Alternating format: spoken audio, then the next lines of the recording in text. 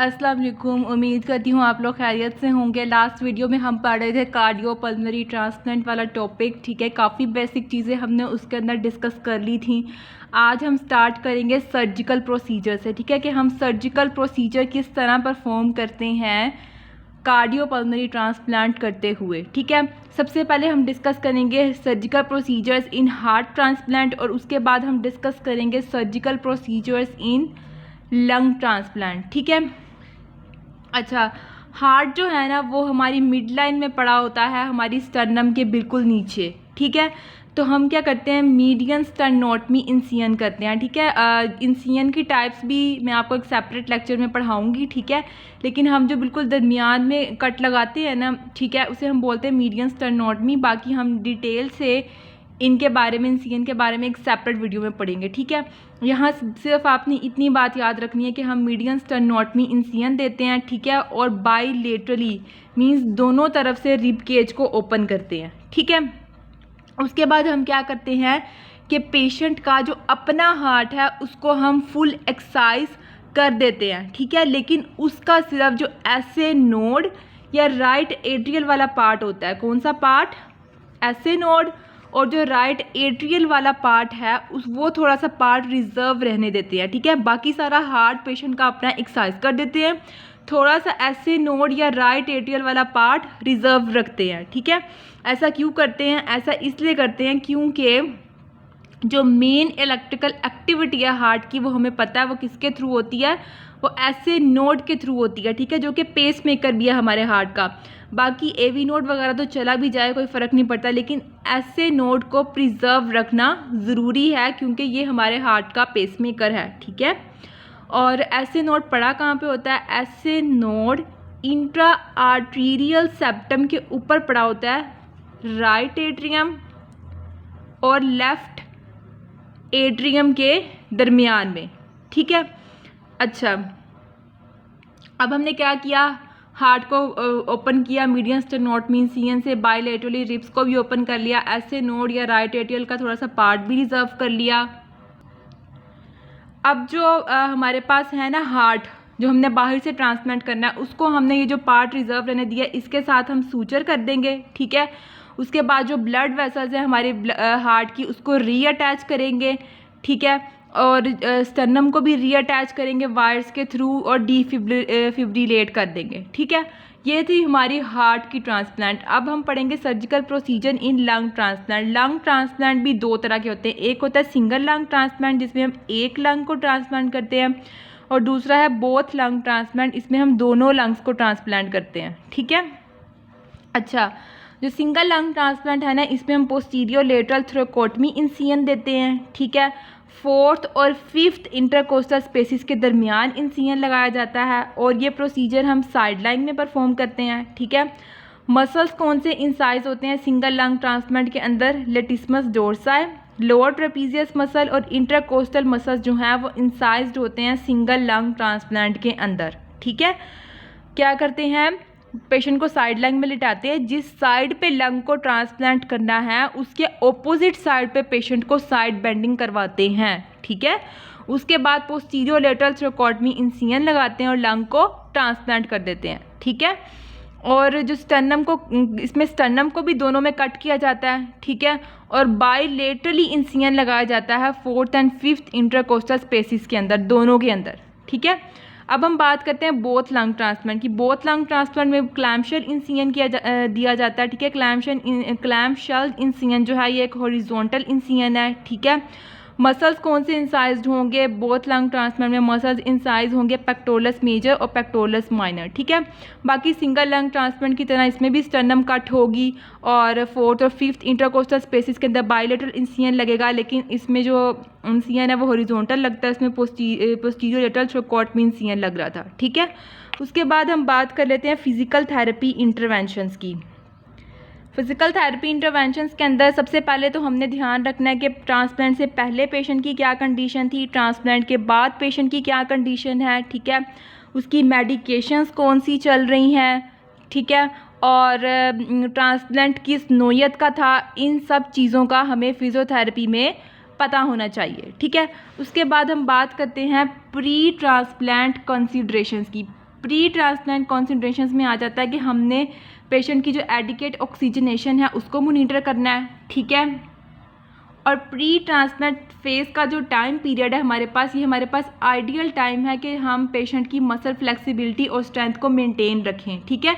और इससे हमारा रिहैब का टाइम सेव होगा क्योंकि हम उसकी पहले अगर करा देंगे प्री ट्रांसप्लांट फेज़ में मसल की स्ट्रेंथनिंग और फ्लेक्सिबिलिटी वगैरह, तो रिहैब वाले में पेशेंट को इशू कम होगा, ठीक है। अब हम बात कर लेते हैं असेसमेंट की।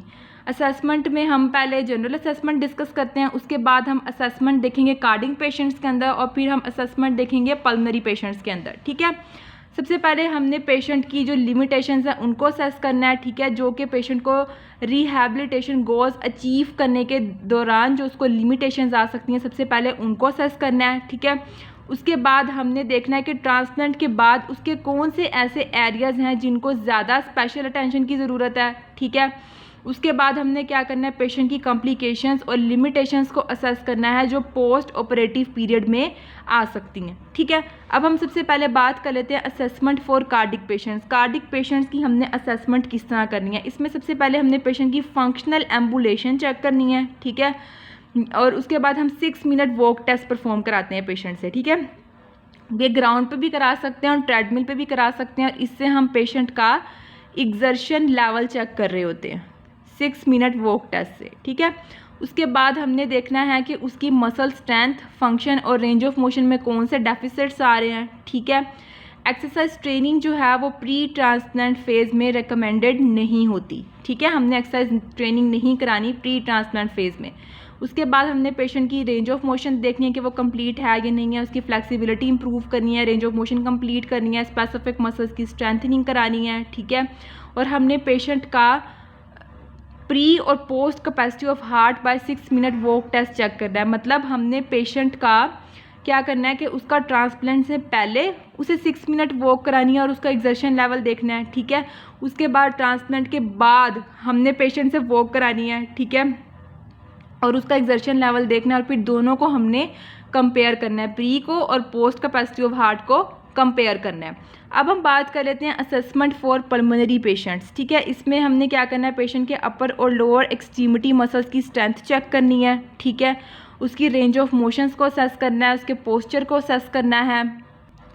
उसके बाद उसकी शोल्डर और थोरेसिक मोबिलिटी करानी है, ट्रंक मोबिलिटी करानी है, ब्रेथ साउंड्स चेक करनी है, ठीक है, ब्रीदिंग पैटर्न देखना है कैसा है, और फंक्शनल मोबिलिटी करवानी है, ठीक है। उसके बाद हम देख लेते हैं, ये थी प्री ट्रांसप्लांट असेसमेंट। अब है post transplant assessment. Post transplant assessment में क्या होता है कि हमने फंक्शनल लिमिटेशंस जिन जिन एरियाज़ में आ सकती है, ठीक है, या आई हुई है, उन तमाम एरियाज़ को एड्रेस करना है, और उन लिमिटेशंस की वजह से जो इम्पेयरमेंट्स आ रही हैं उनको एड्रेस करना है, ठीक है। और ये जो असेसमेंट है ये हमने डेली बेसिस पे करनी है, ठीक है। और आउट पेशेंट जो होते हैं, जो आउट पेशेंट्स वो वाले पेशेंट्स होते हैं जो हॉस्पिटल से डिस्चार्ज हो चुके होते हैं, उनकी भी हमने असेसमेंट करनी है, ठीक है। मेटलैंड के अकॉर्डिंग हमने पेशेंट को असेस करना है और रीअसेस करना है, असेस करना है और बार बार असेस करना है, ताकि हम उसके अकॉर्डिंग उसके गोल्स चेंज कर सकें, ठीक है। फॉर एग्जांपल हमने पेशेंट को पहले असेस किया, उसी कोई और कंडीशन थी, हम वही गोल फॉलो करी जाए, दोबारा असेस नहीं कर रहे, तो पेशेंट को नुकसान होगा ना। इसलिए हमने बार बार रीअसेस करते रहना कि ताकि उसके अकॉर्डिंग हम गोल भी चेंज कर सकें अगर पेशेंट की कंडीशन में कोई चेंज आ रहा है तो। उसके बाद हमने पेशेंट की बेड मोबिलिटी पे फोकस करना है, क्योंकि पेशेंट बेड रिडन है, ठीक है। उसकी सक्रीशन मैनेजमेंट में उसकी हेल्प करनी है, उसे सिखाना है कि उसने किस तरह म्यूकस को बाहर निकालना है, ठीक है। उसकी रेंज ऑफ मोशन चेक करनी है और पेन को कंट्रोल करने में उसकी हेल्प करनी है, एनसेड्स वगैरह दे के, ठीक है। अब हम बात कर लेते हैं रिहैबिलिटेशन प्रोग्राम की। रिहैबिलिटेशन प्रोग्राम की 4 फेजेज़ हैं। पहला है प्री ट्रांसप्लांट फेज़, जो ट्रांसप्लांट से पहले का फेज़ है, ठीक है। उसके बाद पोस्ट ऑपरेटिव एक्यूट फेज़ है, इन पेशेंट जोन, जिसके अंदर पेशेंट हॉस्पिटल में या वार्ड में होता है, ठीक है, आफ्टर ऑपरेशन। उसके बाद है post operative out patient phase, किसमें पेशेंट को हॉस्पिटल से डिस्चार्ज कर दिया जाता है, ठीक है, और कम्युनिटी और होम बेस के अब वो घर में है टोटली, और वहाँ पर वो उसकी रिहैब कैसे चलेगी, ठीक है। सबसे पहले हमारे पास है pre transplant phase. Pre transplant phase में हमने क्या करना है, प्री ट्रांसप्लांट फेज़ के अंदर हमने देखना है कि अगर पेशेंट का कार्डिक आउटपुट डिक्रीज़ है और वो हीमोडायनेमिकली अनस्टेबल है, तो हमने उसको प्री रिहैब रिकमेंड करनी है, ठीक है। ROM देखना है कि उसकी लिमिटेड है या नहीं है, स्ट्रेंथ ट्रेनिंग करानी है, माइल्ड पेन होगी उसको कम करना है, ठीक है। उसकी ईसीजी को मॉनिटर करना है ड्यूरिंग रेजीम, ठीक है। एक्सरसाइज जो है वो प्री ट्रांसप्लांट फेज़ में रिकमेंड नहीं की जाती है, बात पहले भी डिस्कस हो चुकी है, ठीक है। और अगर पेशेंट की ईसीजी के अंदर कोई चेंजेस आ रही हैं तो हमने एक्सरसाइज स्टॉप करा देनी है, ठीक है। उसके बाद हमने पेशेंट की जो है वो पल्स को मॉनिटर करना है बाय पल्स ऑक्सीमीट्री। पल्स ऑक्सीमीट्री में पता है कि हम एक इंस्ट्रूमेंट होता है छोटा सा, हम पल्मोनरी पेशेंट्स के अंदर उसको यूज़ करते हैं, ठीक है। उसको हम फिंगर्स पे लगा के चेक कर सकते हैं या ईयर लोब्स पे, ठीक है। अगर तो पेशेंट की जो ऑक्सीजन सैचुरेशन है वो 95% है, डैट मीन्स कि वो नॉर्मल है, हम एक्सरसाइज करा सकते हैं। लेकिन अगर 88% से कम है तो डैट मीन्स कि वो नॉर्मल नहीं है और हमने एक्सरसाइज स्टॉप करा देनी है, ठीक है। नेक्स्ट हम बात कर लेते हैं गोल्स के बारे में। प्री ट्रांसप्लांट फेज़ का गोल होता है कि हमने फंक्शन को मैक्सिमाइज़ करना है और मसल स्ट्रेंथ को इंक्रीज़ करना है इन प्री ट्रांसप्लांट फेज़, ठीक है। देन हमने क्या करना है कि मसल स्ट्रेंथ इंक्रीज़ करने के बाद हमने नेक्स्ट मूव करना है, ठीक है। और पोस्ट रिहैब करानी है और पेशेंट की कैपेसिटी जो है वो ऑलरेडी बेटर हुई हुई है तो उसको रिकवर करने में ज़्यादा टाइम नहीं लगता, ठीक है। मतलब अगर हमने उसकी प्री ट्रांसप्लांट में, ये बात हमने पहले भी डिस्कस की, हमने उसकी मसल स्ट्रेंथ इंक्रीज़ कराई हुई है, स्ट्रेंथनिंग एक्सरसाइज कराई हुई है तो वो पोस्ट रिहैब के अंदर जल्दी रिकवर कर जाता है क्योंकि पहले से ही हमने उसकी जो है वो स्ट्रेंथनिंग वगैरह कराई होती है, ठीक है।